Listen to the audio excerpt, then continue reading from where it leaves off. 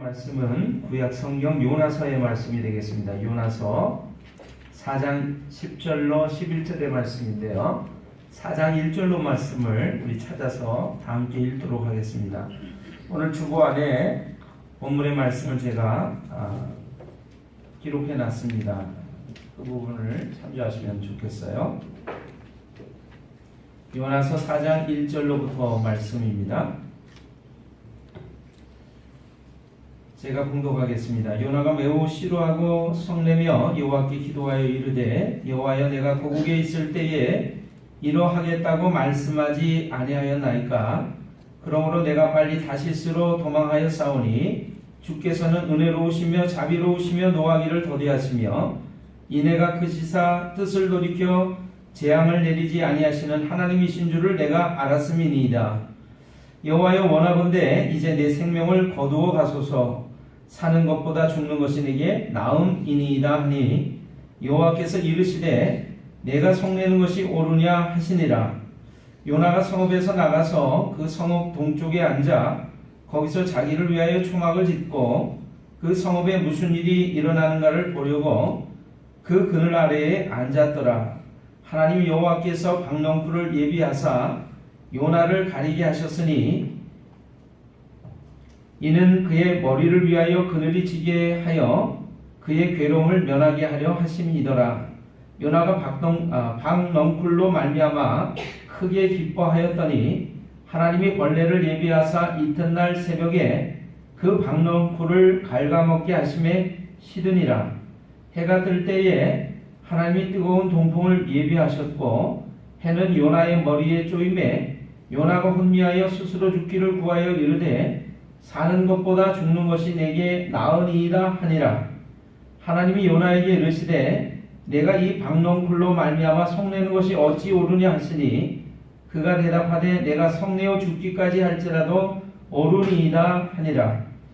여호와께서 이르시되 우리 10절과 11절의 말씀 같이 읽겠습니다. 여호와께서 이르시되 내가 수고도 아니하였고 재배도 아니하였고 하룻밤에 났다가 하룻밤에 말라버린 이 박넝쿨을 아꼈거든.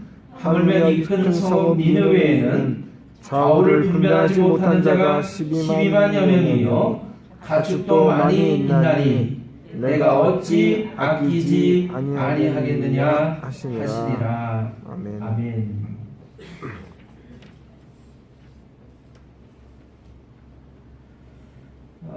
여러분들이 아시는 것처럼 우리 청주지방 교육자 부부 수양회를 지난 주간에 다녀왔습니다. 라오스라고 하는 동남아에 있는 나라를 갔다 왔습니다.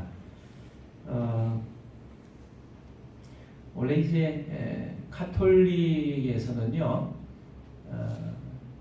이제 목회를 하는 이들을 사목자라고 부릅니다. 그래서 신부와 수녀님들이 있죠. 그분들이 1년에 이제 한 차례, 두 차례 이상을 피정이라고 하는 그런 시간을 가지게끔 그렇게 돼 있어요. 그래서 그 피정은 성경 읽고 기도하고 묵상하고 또 좋은 말씀들을 들으면서 새로운 힘을 비축하는 그런 시간입니다. 근데 이제 카톨릭과는 다르게 우리 이제 개신교에서는 특별히 이런 어떤 수련회라든가 수양회를 통해서 새로운 힘을 충전하고 그리고 다시금 이제 달려나가는 기회로 삼지요.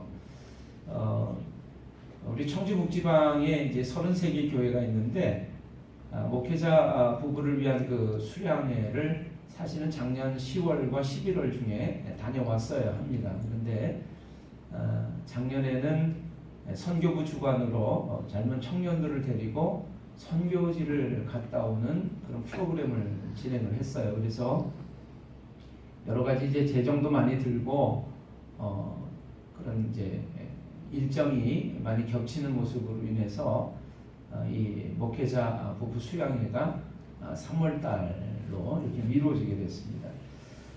여러분 라오스라고 하는 나라 별로 이렇게 우리가 잘 들어보지 못한 나라입니다. 동남아 국가고요. 잘 못 사는 나라예요. 최근에 이제 우리가 조금 접할 수 있었던 소식이라고 하면은 이 라오스 북부 지역에 우리나라 SK건설이 거대한 이제 댐을 이렇게 수주받아서 지었던 적이 있습니다. 그것이 여름에 이제 큰 홍수가 나가지고 이 강이 범람하니까 그 댐을 넘쳐서 댐이 이제 붕괴가 됐어요. 그래서 이 라오스 북부 쪽을 통해서 이제 그 주변의 나라들이 베트남, 캄보디아, 태국이라고 하는 미얀마라고 하는 나라들이 다 겹쳐 있는데 거기에 가장 큰 강줄기가 메콩강이라고 하는 강입니다. 그래서 그 위를 막아서 댐을 이제 건설을 하고 생산되는 그 전기를 외국에다 이제 팔고 그러기 위해서 지어졌던 것인데 비가 너무 많이 온 탓에 그 댐이 무너져 내렸어요. 그래서 순식간에 수천 명의 사람들과 마을이 물에 잠기고 휩쓸려가고 팽방불명이 되고 죽는 초유의 사태가 일어났습니다. 우리나라 건설회사가 지은 거기 때문에 굉장히 책임이 또 막중하죠. 그런 관계로 인해서 이 라오스라고 하는 나라가 이름이 좀 뜨게 됐고요. 알려지게 됐습니다. 그곳에 선교사님이 이제 가서 선교를 하고 있는데 11년째 선교를 하고 있다고 그래요. 그래서 그 선교지를 탐방하면서 둘러보는 그 여정을 이 목회자 수양회로 이렇게 계획을 했습니다. 근데 사실 굉장히 오랜 시간 비행기를 타고 가야 합니다. 한 6시간 반 정도를 타고 가야 해요. 그리고 이제 여러 가지 여비를 절약하기 위해서 큰 비행기가 아닌 저가 항공을 타고 가면 까닭에 굉장히 불편하기가 짝이 없습니다. 밤에 도착, 새벽에 도착하고 또 새벽에 출발해서 밤에 출발해서 새벽에 도착하는 귀국하는 여정이 그렇기 때문에 이제 이틀은 꼬박 비행기 안에서 지내야 하는 그런 과정입니다. 그래서 제가 사실은 가고 싶지는 않았고 별로 기쁨이 없었어요. 그런데 제가 이제 여러 가지 상황 때문에 책임을 또 맡게 되고 그래서 그런 까닭에 할 수 없이 이번 여정을 함께 가기로 마음을 먹고 마음을 모았습니다. 여지없이 그 힘든 그런 과정들이 있었는데 조금 말씀을 드리면 이제 새벽에 도착해서 숙소로 이동을 하기 위해서 이제 버스를 탔어요. 그 버스는요 동남아 국가들은 여러 가지로 경제 사정이 좋지 않기 때문에 이 경제 발전에 뛰어난 우리나라에서 쓰다가 한 10여 년 쓰다가 노후되고 낡아진 이런 버스들, 차량들을 수입해다가 씁니다. 그래서 우리를 이제 데려가는 그 버스를 탔는데 기아 자동차에서 만든 버스였어요.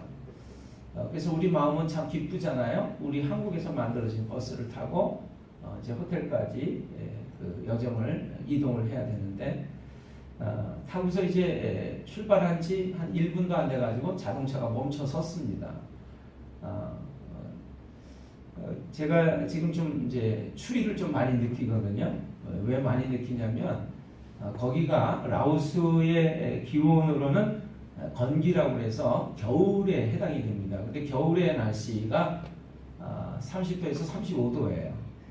우리나라 겨울하고는 다르죠? 섭씨 30도에서 35도에 좀 놀라시면 좋을 것 같아요. 겨울이 그렇게 덥구나. 그러면 여름에는 얼마나 더우냐면 한 50도까지 육박을 한다고 그래요. 그러니까 50도의 무더위 속에 살던 사람들이 30도, 35도가 되면 우리나라 무더위에 해당하는 기온인데도 불구하고 거기는 겨울인 거예요. 그래서 제가 참 아무튼 그 나라의 겨울, 우리나라로서는 그 늦여름의 기온이 이제 괴롭히는 그때 도착을 한 거죠. 그래서 에어컨을 틀고 자동차가 출발을 해야 되는데 그 자동차가 이제 멈춰 선 거예요. 그러니까 만약 걸어서 간다면 한 30분을 걸어서 호텔까지 가야 한대요. 다른 버스를 이제 기다리고 있는데 여러분 마음이 어떻겠어요? 처음부터 여정이 순탄치를 않습니다. 잘 되어가지 않는 거예요. 마음의 불평도 나고 짜증도 나고 좀 힘들기도 하고 그런 마음인 거예요. 비행기는 6시간 이상을 타고서 날아갔는데 자동차조차도 이동 수단조차도 여의치가 않습니다.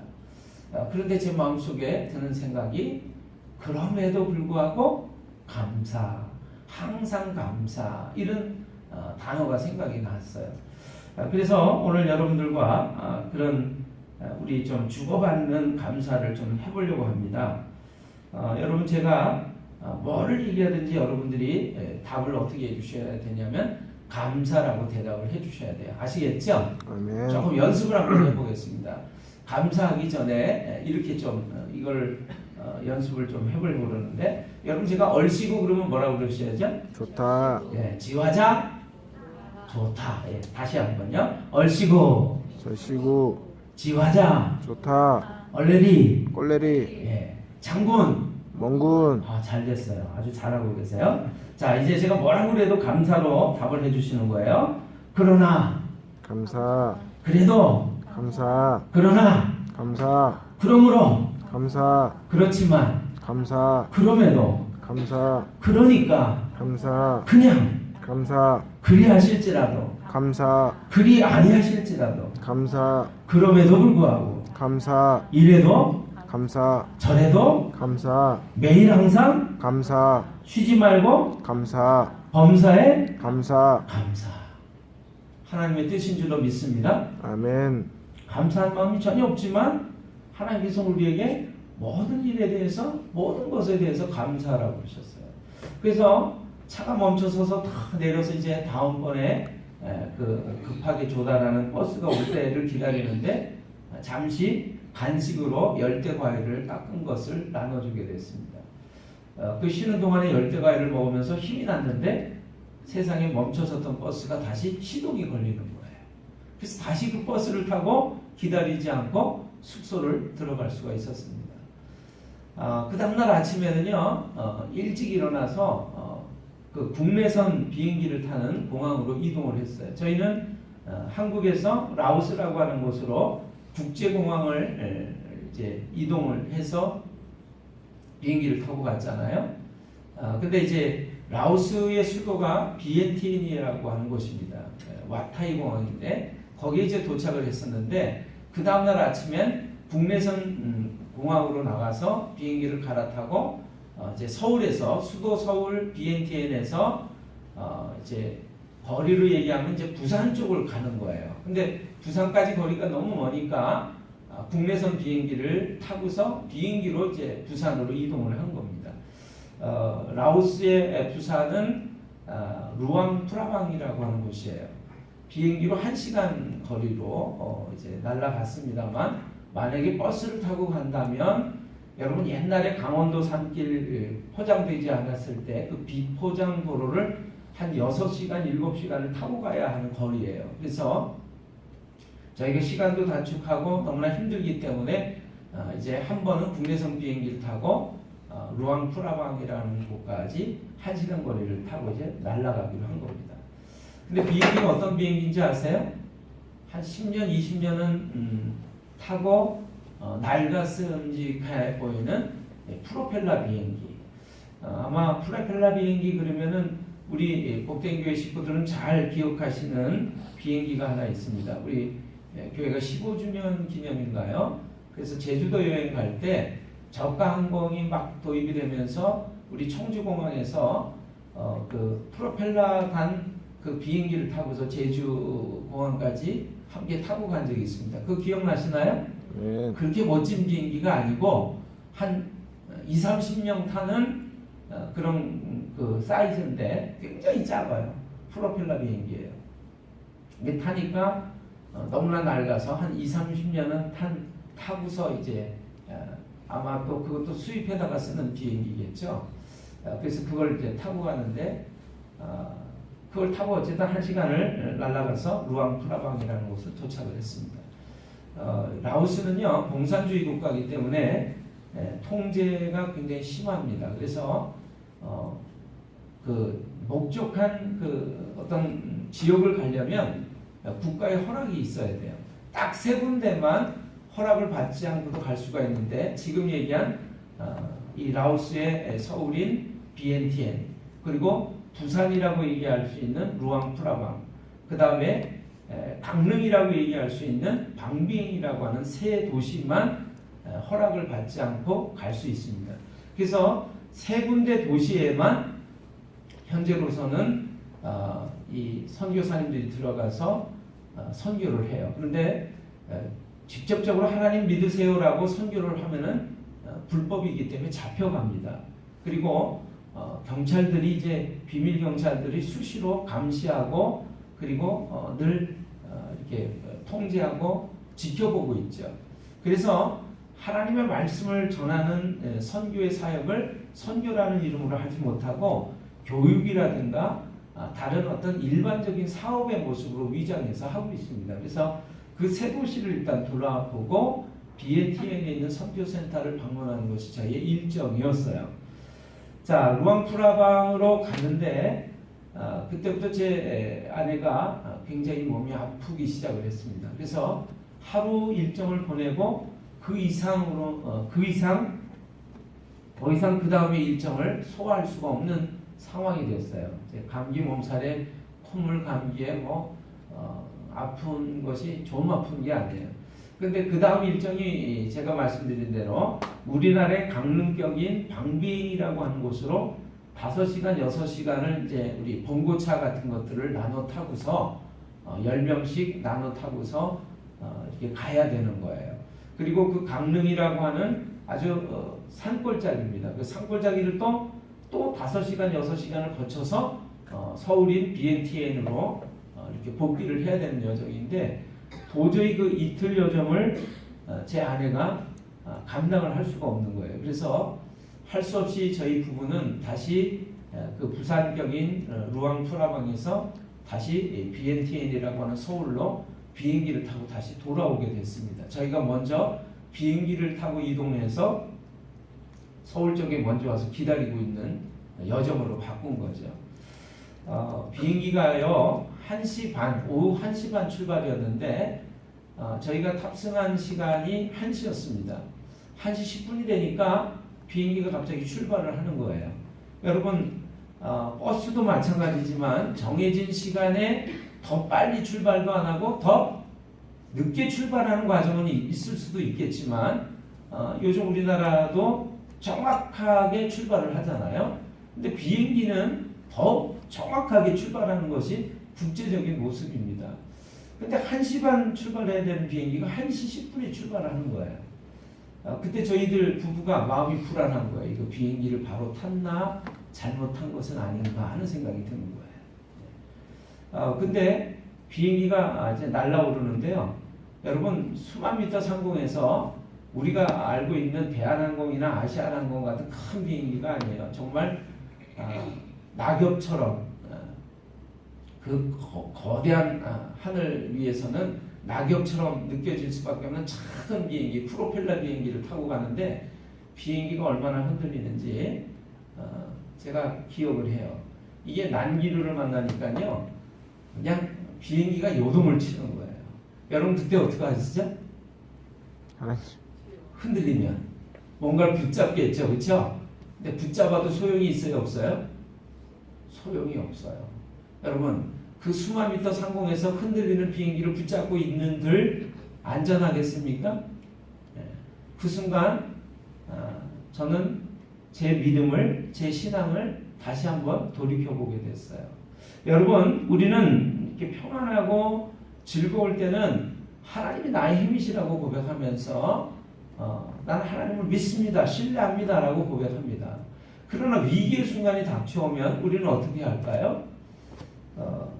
만약에 오늘 우리에게 하나님께서 너의 생명이 오늘 끝이다 라고 말씀하셔서 우리가 하늘나라를 간다라고 한다면 여러분들과 내가 하나님 감사해요. 하나님 이제 전 행복하게 잘 살다. 하나님께서 여기까지 동행해 주셨다가 저를 또 하나님 나라로 이끄시니 저는 감사한 마음으로 갑니다. 이렇게 고백할 사람이 얼마나 될까? 저는 그 믿음을 제가 가지고 있는 줄 알았어요. 근데 그 낙엽 같은 비행기를 타고서 프로펠러 비행기를 타고서 그 비행기가 난기를 속에 막 요동치는데요. 여러분 낙하산을 거기서 준다고 한들 제가 안전할 수 있겠습니까? 제가 몸이 좀 많이 아프니까 제 아내가 종종 이제 영양제라든가 또 제가 먹을 약을 챙겨서 줍니다.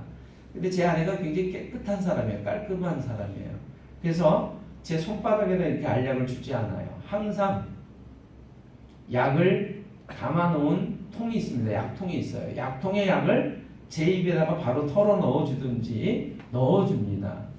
근데 우리 최재형 집사님이 앞에 앉아 계시니까 우리 신선식 집사님도 아내라고 할지라도 내가 사랑하는 아내라고 할지라도 뭘 줄 때 그거 확인 안 하고 덥석 먹는 남자들이 있습니까?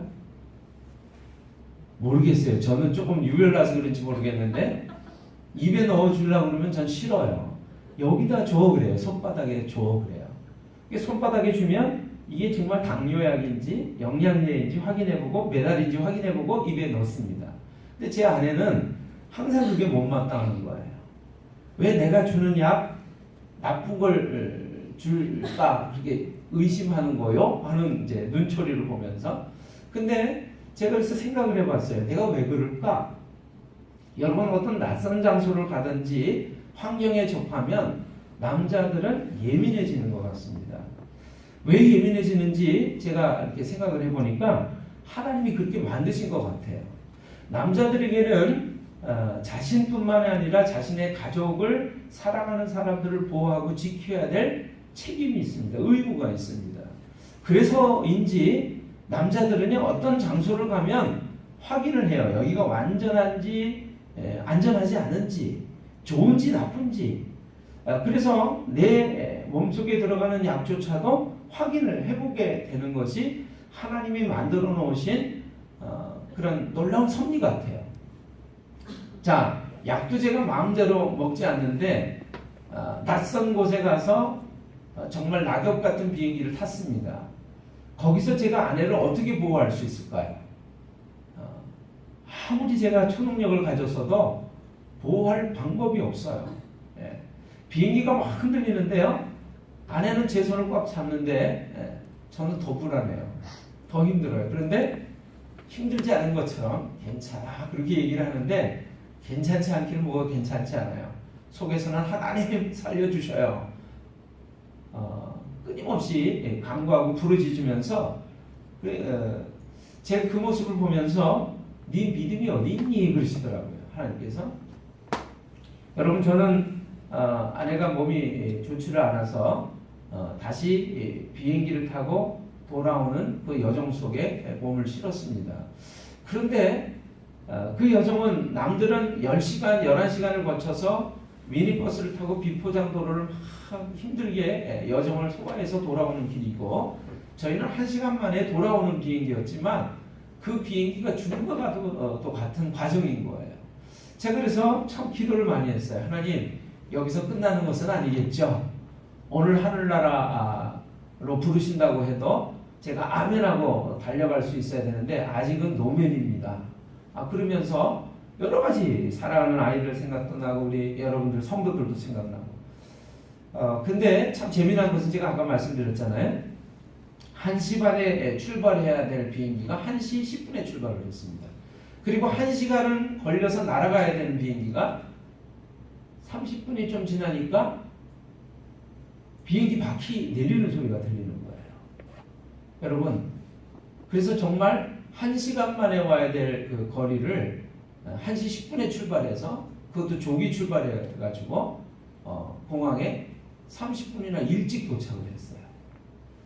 제가 얼마나 감사했는지 그 감사했던 이유가 하나님 제 믿음 아시고 1시간을 죽음과 같은 모습 속에서 있게 하지 않고 30분만으로 끝내버리시고 그것도 1시 10분에 출발해서 도착을 하게 하셨으니까 얼마나 감사해요. 그래서 이제 숙소를 찾아 들어가는데 그 호텔은 굉장히 좋은 호텔이었습니다. 호텔 앞에 2019년이라고 하는 그 불빛이 이렇게 반짝이면서 2019년 모형물을 이렇게 세워놨더라고요. 그게 만들어진 지 얼마 안 되는 그런 건물이었는데 건물이 23층 되는 높이의 아주 높은 빌딩이었습니다. 라오스라고 하는 나라에서 20층 이상의 건물을 지으려면 우리나라도 마찬가지입니다만 인류 건설 회사에서 짓지 않으면 지을 수가 없는 그 건설 기술이 20층 높이의 건물을 짓는 거예요. 근데 그런 건물을 지어놓은 호텔이었어요. 근데 거기 입구를 딱 들어가는데 조형물이 2019년이라고 하는 조형물이 반짝이는 불빛이 비치면서 세워져 있는데 그 호텔을 딱 들어가면서 저희가 숙소 방키를 딱 봤는데 숙소 호실이 몇 번이었는지 아세요? 2019. 2019번. 여러분들은 그게 아무것도 아닌 것처럼 느껴지시지만 저는 그래서 제가 물었어요. 선교사님한테 비행기가 이렇게 빨리 출발하는 경우가 있습니까? 비행기가 이렇게 또 빨리 도착하는 경우가 있습니까? 그런 경우가 없었대요. 이제까지. 이분이 11년 동안 라오스에 있었는데 그런 경험을 한 번도 해본 적이 없대요. 제가 2019호실을 딱 봤는데 하나님 감사해요. 여러분 그 작은 것 하나에도 하나님께서 정말 연약한 우리를 돌보시고 지키시고 함께 하신다라고 하는 것을 증거로 보여주시는 것을 저는 경험을 했습니다.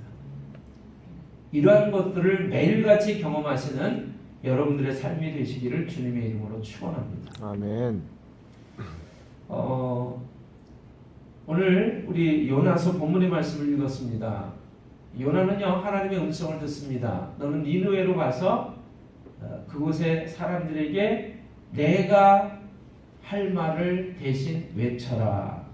여러분 니느웨는 우리나라와 일본과 같은 관계예요. 니느웨는 강대국이었는데 약소국인 이스라엘을 끊임없이 쳐들어와서 괴롭히고 사람을 죽이고 그리고 물자를 빼들어가는 아주 나쁜 나라였습니다. 그 나쁜 나라에 요나가 하나님의 명령을 듣습니다. 너는 니느웨로 가서 외쳐라. 그 악독한 사람들의 삶을 돌이키라고 내 말을 대신 전해라. 그런 거예요. 요나가 우리가 아는 것처럼 하나님 알겠습니다. 그렇게 하겠습니다라고 순종하지 않았습니다. 니느웨로 가기를 싫어했어요. 왜냐하면 우리나라와 일본과의 관계라고 말씀드렸죠. 원수나라 니느웨가 혹시라도 조금이라도 잘 되는 것이 이 요나의 마음에는 원치 않는 거예요. 그렇기 때문에 하나님의 말씀이었지만 불순종하고 니느웨로 가는 배를 타지 않고 다시스로 가는 거꾸로 가는 배를 타고 갑니다. 자, 나머지 일들은 여러분들이 이야기는 잘 아세요. 이 불순종한 요나에게 폭풍이 일어나서 그래서 결국에 이 요나가 바닷물 속에 던져지고 고래가 와서 큰 물고기가 와서 요나를 삼키게 되죠. 3일 밤낮을 이 요나가 뱃속에 물고기 뱃속에 있으면서 회개합니다. 하나님 잘못했어요. 제가 하나님 말씀대로 순종하고 살게요. 그래서 다시 니느웨 해변에 이 큰 물고기가 요나를 토해내 놓게 됩니다. 자, 이 요나는 말이죠. 니느웨로 가서 하나님의 말씀대로 너희들 이렇게 살면 안 돼. 그러면서 회개해. 이러고 외치는데 여러분 3일 길을 돌아다녀야 되는 그 넓은 성읍을 하루 만에 돌아다니면서 외칩니다. 그러니까 건성으로 외친 거예요.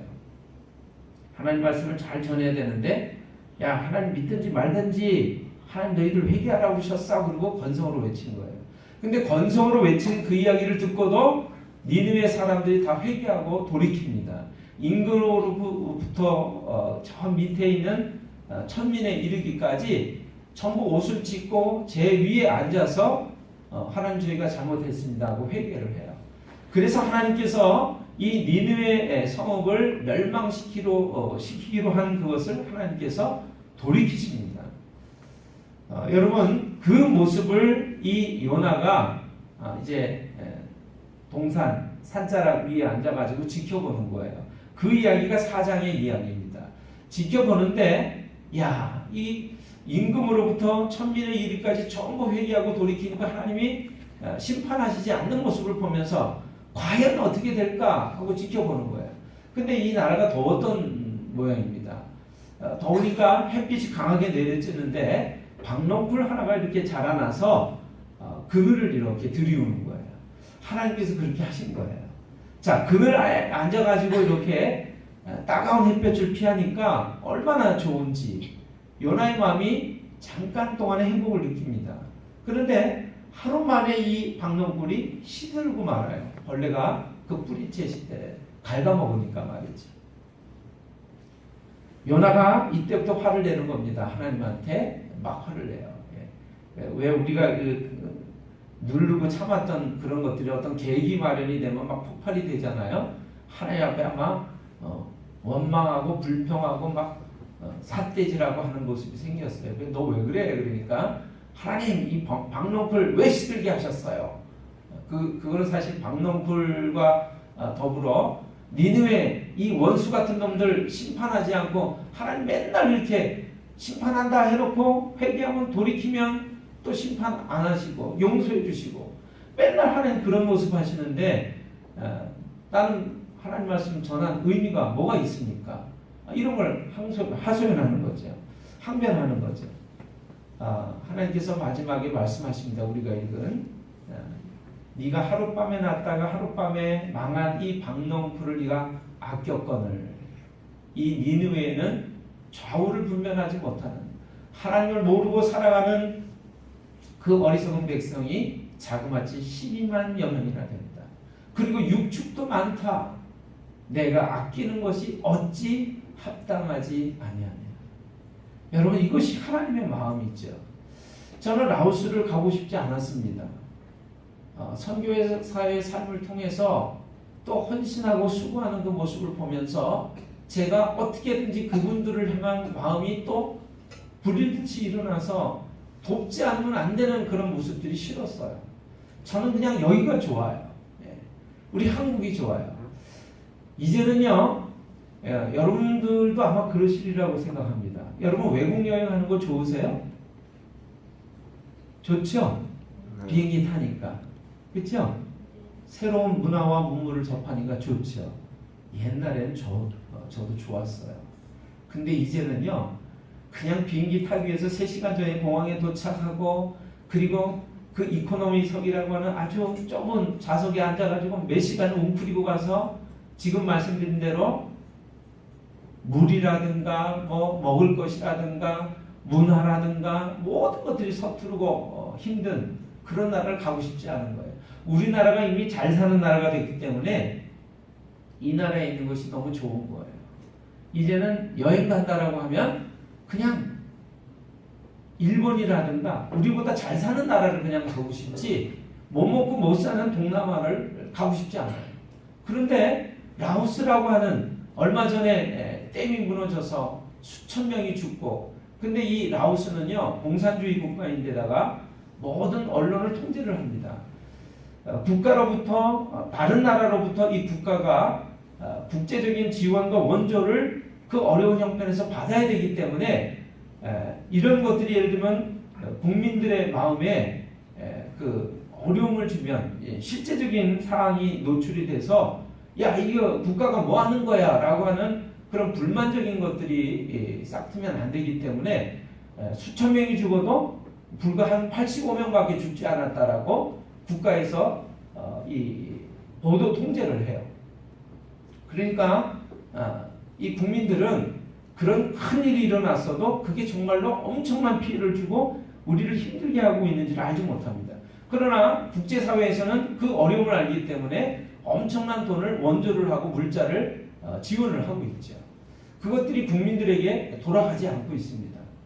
자, 그곳에서 사실은요, 제가 들었던 얘기가 절대로 라오스에 도착하면 목사님이라고 하는 얘기, 하나님이라는 얘기, 기도하면서 아멘이라고 하는 말을 하면 안 된다는 거예요. 선교사님이라는 얘기를 하면 안 된대요. 그러니까 용어를 다 바꿉니다. 선생님이나 교수님이나 또는 어느 기관의 대표로 호칭을 합니다. 그래서 갑자기 제가 사장이 됐어요. 복된 회사 대표 아무개 이렇게 되는 거예요. 또 제가 교수였으니까 저보고 또 교수라고 부르는 거예요. 기도를 하고 하나님께 우리 모든 것들을 말씀드린 다음에 할 때 예수님의 이름으로 기도합니다. 아멘을 못하는 거예요. 그러니까 어떻게 하냐면 오케이 그러는 거예요. 도와주세요. 오케이. 아멘이 아니에요. 모든 것에 감사합니다. 오케이. 아멘이 아니고.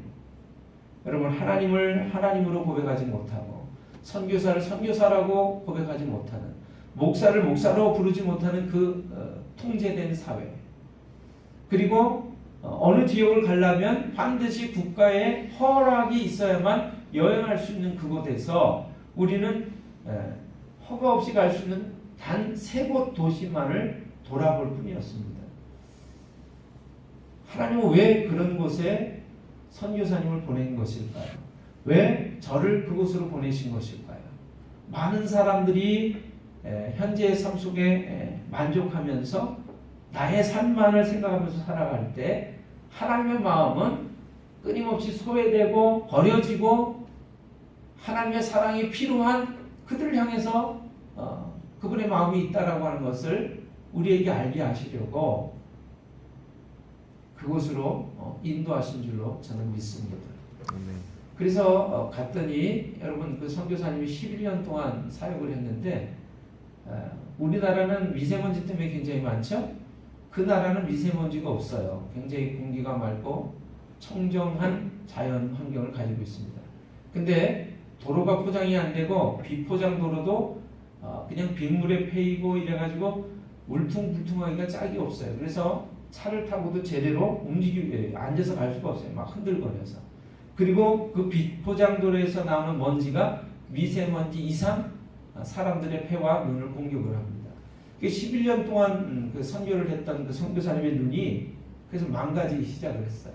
각막이 망가지고 녹아지기 시작을 했어요. 저는 가슴이 너무나 아픈 거예요. 제가 눈이 힘들기 때문에 이분이 눈이 망가지기 시작하면서 얼마나 힘든지를 제가 알아요. 그래서 그분은 안약을 3종류를 매일같이 넣고 있었습니다. 눈이 시력이 떨어졌다가 회복이 된 게 0.5, 0.6이에요. 저는 안경을 쓰고도 0.2, 0.3이 나옵니다. 그러니까 제가 그 상황을 알죠. 여러분 말이 통하지 않고 하나님을 하나님이라고 고백할 수 없는 그곳에서 컴퓨터를 통해서 음악을 통해서 오카리나나 피아노 그런 연주와 교습을 통해서 사람들하고 친밀한 관계를 형성하면서 아이들을 교육하는 그런 센터를 통해서 하나님을 전하고 있었어요. 아이들이 묻습니다. 왜 선생님들은 당신네 나라에서 그 좋은 나라에서 살 수 있는데 왜 이처럼 불편하고 어려운 형편의 우리나라에 와서 이런 일들을 하시죠? 묻기 시작을 하고 가만히 보니까 당신들은 하나님을 믿는 크리스찬 같은데 하나님은 도대체 어떤 분이에요? 하고 묻기 시작을 한다고 합니다. 그러면서 이제 하나님을 하나님이라고 말할 수 없지만 내가 믿고 있는 하나님이 어떤 하나님이고 너희를 어떻게 사랑한다라고 하는 것을 음으로 양으로 전하고 있는 거죠. 여러분 저는 오늘 이 말씀으로 오늘 말씀의 마무리를 하려고 합니다. 내가 아끼는 것이 어찌 합당하지 아니하냐. 내가 어찌 아끼지 아니하겠느냐. 여러분 하나님 우리를 그렇게 사랑하시는 줄로 믿습니다. 그리고 저 먼 나라에 정말 하나님을 모르고 살아가는 이들, 죽으면 지옥 갈 수밖에 없는 그들을 또 사랑하셔서 하나님의 사람들을 끊임없이 그곳으로 보내고 계시고 일하고 계신 줄을 믿습니다. 우리는 별로 관심 없이 살아가지만 자신의 삶을 들여서 시간을 들여서 물질을 들여서 온 정성을 들여서 그 하나님의 사랑을 전하려고 하는 많은 이들이 존재하고 있다는 사실, 그리고 그들을 우리가 후원하고 지원하고 격려하고 함께해야 된다는 사실을 저는 이번에 가서 다시금 느끼고 왔어요. 제가 한 30여 년 전 청년 때 갔을 때 느꼈던 것을 다시금 느끼게 하시는 이유가 뭘까를 생각해 보면서 오늘 우리 최태성 원사님 그렇게 기도하셨는데 새롭게 시작하는 이 2019년의 한 해 하나님 우리에게 이 놀라운 십자가의 사랑을 우리도 회복할 뿐만 아니라 이 십자가의 사랑을 다른 이들에게도 전하고 증거하는 삶을 살라고 말씀하시는 줄로 저는 믿습니다. 아멘. 그렇게 귀한 시간으로 살아가시는 여러분과 제가 다 되시기를 주님의 이름으로 축원합니다. 아멘. 기도하겠습니다.